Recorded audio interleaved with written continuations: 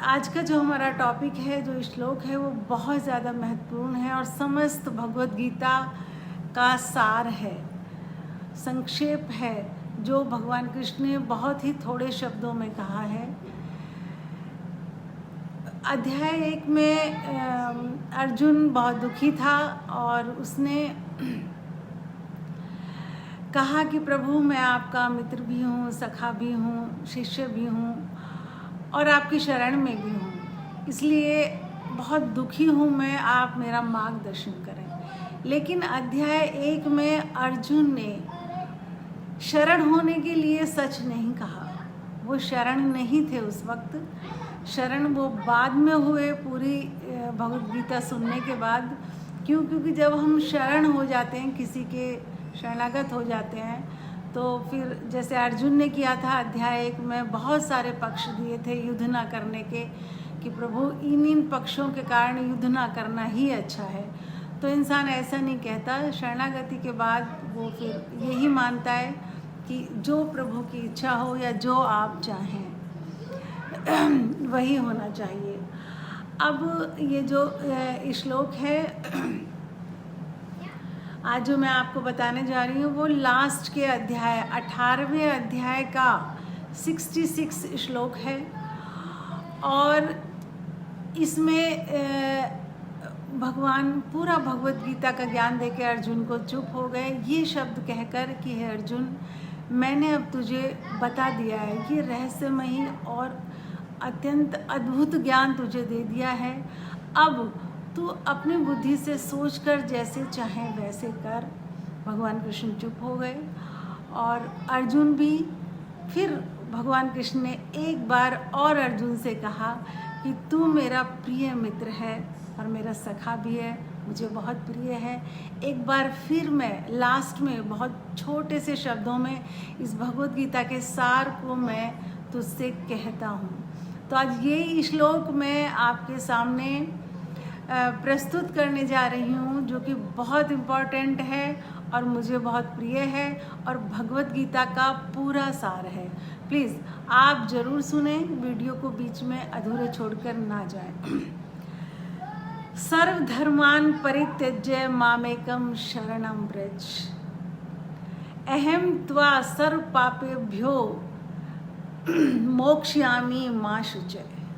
पहले मैं आपको इसका हिंदी में अर्थ बता देती हूँ कि हे अर्जुन, समस्त धर्मों के आश्रय को छोड़कर, धर्मान परित्यज्य का मतलब यहाँ धर्मों को छोड़ना नहीं है, धर्मों के आश्रय को, उनकी निर्भरता को छोड़कर तू एक मेरी शरण में आ जा, सिर्फ मेरी शरण में आ जा।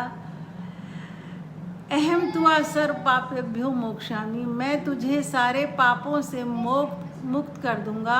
माँ शुचय, चिंता मत कर।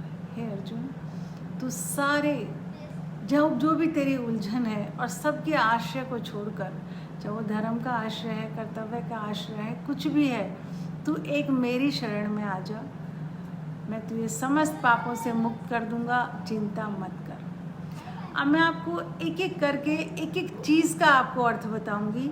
सर्व धर्मान परित्यज्य का यहाँ मतलब है कि सर्व धर्मों को छोड़कर नहीं, धर्मों के आश्रय को छोड़कर। देखिए, इंसान अगर खुद पर यकीन करे, या तो वो कि मुझे खुद पर यकीन है, या ईश्वर पर यकीन नहीं करे, वो खुद पर यकीन नहीं कर पा रहा, ईश्वर पर भी वो यकीन नहीं कर पा रहा, तो फिर उसके बाद वो धर्म के जो भी उसकी संप्रदाय से रिलेटेड हैं उनकी शरण में जाता है। लेकिन सबसे अच्छा क्या है कि हम ईश्वर की शरण में जाएं, किसी का भी आश्रय ग्रहण ना करें, ईश्वर। अब मैं आपको सबसे पहले शरण होने का अर्थ अच्छे से बताती हूँ। शरण होना क्या है? एक शरण होने से इतनी बड़ी बात हो गई कि ईश्वर हमारे सारे पापों को मुक्त कर देगा और हमें उनसे मुक्त कर देगा और हमें कोई चिंता करने की ज़रूरत नहीं। आखिर क्या है शरण होना? शरण होना है जैसे कि मीरा शरण हुई, मेरे तो गिरधर गोपाल दूसरों न कोई। देखो, मेरे तो गिरधर गोपाल, हम ये बात समझते हैं कि मीरा ने कहा कि मेरे श्री कृष्ण, लेकिन हम इसका और कोई भी आश्रय नहीं था। किसी भी तरीके का वो कोई भी आश्रय नहीं रखती थी गिरधर गोपाल के अलावा, और इस तरीके से शरणागत थी। गिरधर मारो साचो प्रीतम, बेचे तो बिक जाऊं। जिस तरीके से सूरदास शरण हुए थे, जैसे उड़े जहाज को पंछी फिर जहाज पे आवे। तो शरण होने का मतलब है हमें आश्रय ग्रहण करना। अब आप ईश्वर की शरण में हैं, वहाँ आपको अपने अहम को लेकर नहीं जाना। आप जैसे भी ईश्वर चाहे, अब आपको ठीक ठीक वैसे ही रहना है। ये होता है शरण होना। भगवान ने बस यही कहा है, एक तू मेरी शरण में आ जा, मामेकम शरणम प्रज। और किसी भी तरीके के कर्तव्य अकर्तव्य और हर तरीके के धर्मों के आश्रय को छोड़, जिस पे भी तू आज तक आश्रित था कि ये ऐसे होगा, ये ऐसे होना चाहिए, या जब हम खुद भी यकीन नहीं कर पाते, ईश्वर पर भी यकीन नहीं कर पाते, फिर एक धर्म की शरण में जाते हैं, ग्रंथों की शरण में जाते हैं। लेकिन उनकी शरण में जाने के बावजूद भी वो हमें रास्ता बताते हैं। रास्ता बता दिया उन्होंने कि जो है ये रास्ता है, लेकिन वो शरण होना बता दिया। लेकिन शरणागति तो हमको ही करनी पड़ेगी। शरण में तो हमको ही आना पड़ेगा।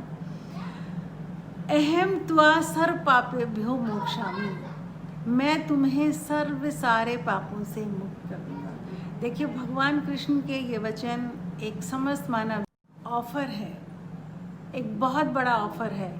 आपने देखा कंपनियां ऑफर देती हैं कि हमारा जो भी उनका प्लान होता है उसके अकॉर्डिंग उसकी एक टाइमिंग डेट होती है कि ये इस तरीके से है। लेकिन ये भगवान कृष्ण ने मानव मात्र को हमेशा के लिए ये ऑफ़र दिया है कि तू मेरी शरण में आ जा, मैं तुझे सारे पापों से मुक्त कर दूँगा। अब आप सोच रहे होंगे ये कैसे हुआ, एक इंसान पापों से मुक्त हो जाए और सब भुगतें, ऐसा कैसे हो गया।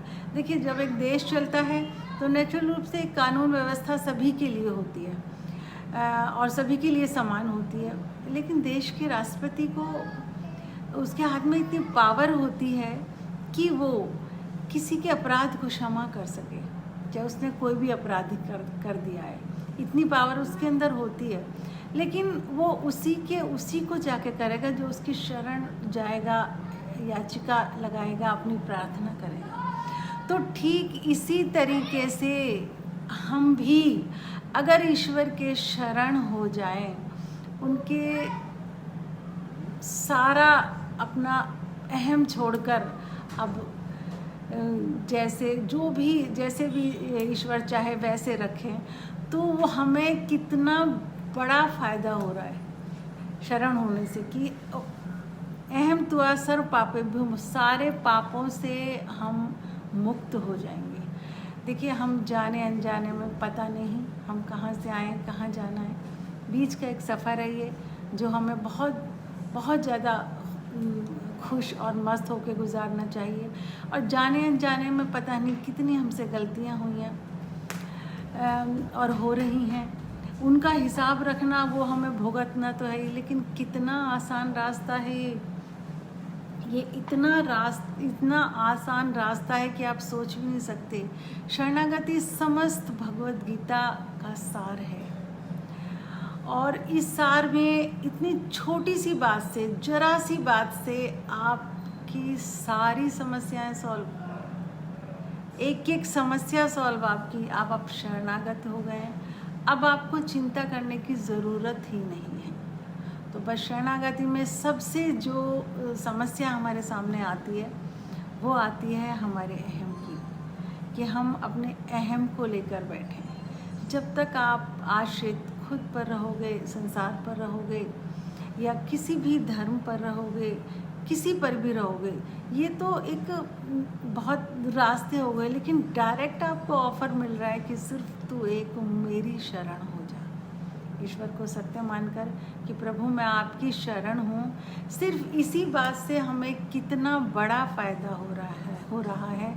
अहम त्वा सर्व पापेभ्यो मोक्षामि, मैं तुझे सारे पापों से मुक्त कर दूँगा। तो ये शरणागति जो है भगवद गीता का सार है। और सच में अगर इसे हम कर पाएँ तो इससे अच्छी कोई और चीज़ नहीं। इसलिए ही भगवान कृष्ण ने ये लास्ट में अर्जुन को कहा था कि जो है तू मेरी शरण हो जा। अध्याय 1 में तो आपने देखा होगा कि अर्जुन बस दुखी था, उसकी आंखों में आंसू थे और ये कह रहा था कि प्रभु मैं आपकी शरण में हूँ, सखा हूँ, आपका प्रिय हूँ, मेरा मार्गदर्शन करें। लेकिन जब तक वो शरण नहीं हुआ था, क्योंकि उसने बहुत सारे पक्ष दिए अपने कि इस वजह से मुझे युद्ध नहीं करना चाहिए और इस वजह से मैं युद्ध नहीं करूँगा। लेकिन सारा 18वें अध्याय में सारा ज्ञान सुनने के बाद तब भगवान कृष्ण ने शरणागति के बारे में बताया, तो अर्जुन ने फिर एक ही बात कही कि हे प्रभु, हे केशव, हे श्री कृष्ण, अब मैं वो करूँगा जो आप कहेंगे। और उसके बाद युद्ध की शुरुआत हुई। क्यों? क्योंकि भगवद गीता अतः ज्ञान का सागर है। पूरी भगवद गीता में एक एक चीज़ आपको अद्भुत करने वाली है। अगर ये एक बहुत बड़ा हम अपने जीवन में, मैं कहूँगी शस्त्र है हमारे लिए, शास्त्र नहीं, बहुत बड़ा शस्त्र है।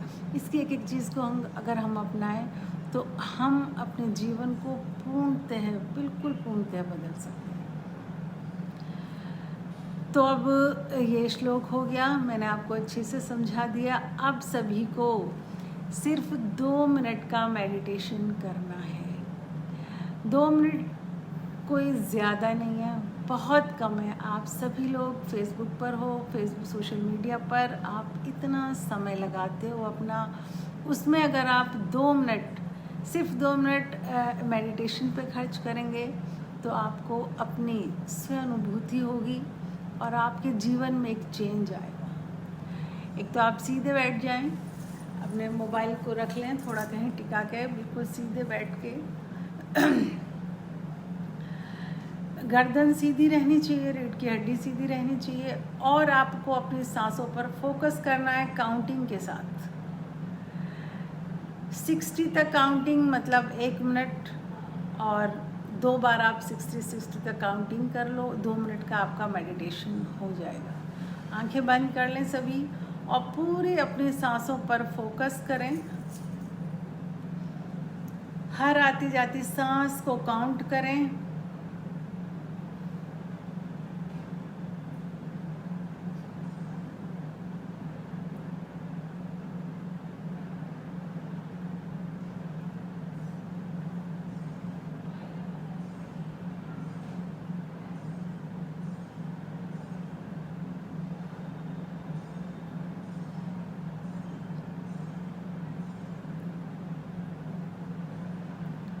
पूरा ध्यान अपनी सांसों पर और काउंटिंग करते जाएं। सिर्फ आपको ये 2 मिनट के लिए करना है, ज़्यादा नहीं।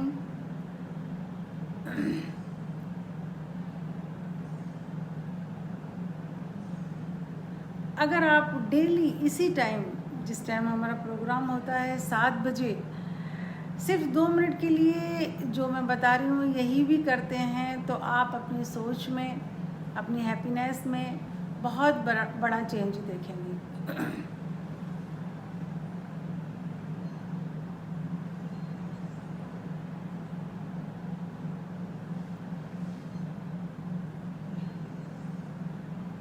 अगर आपका मन भटक कर कहीं भी चला जाए तो कोई बात नहीं, आप दोबारा से काउंटिंग शुरू करें।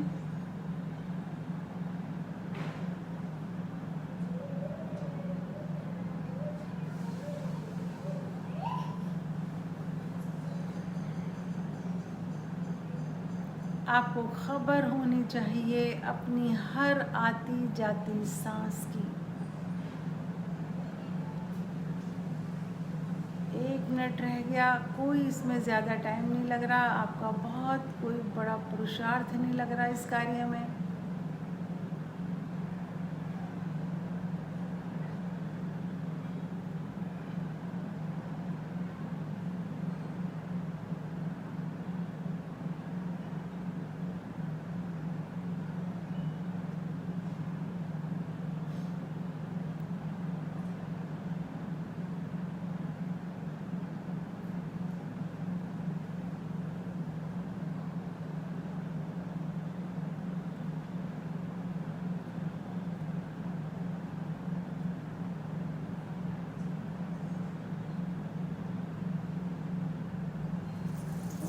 दोनों हाथों को ऐसे रब करना है, अपने फेस पर रखो और बोलो मुझे खुद से प्रेम है।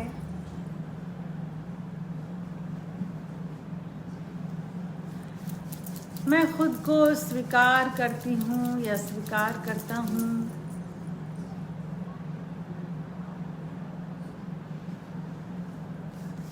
मैं अपने आप को पसंद करती हूँ या पसंद करता हूँ।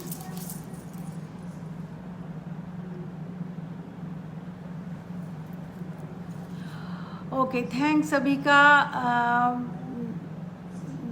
सुनीता जी, बहुत बहुत शुक्रिया आपका हमारे साथ जुड़ने के लिए।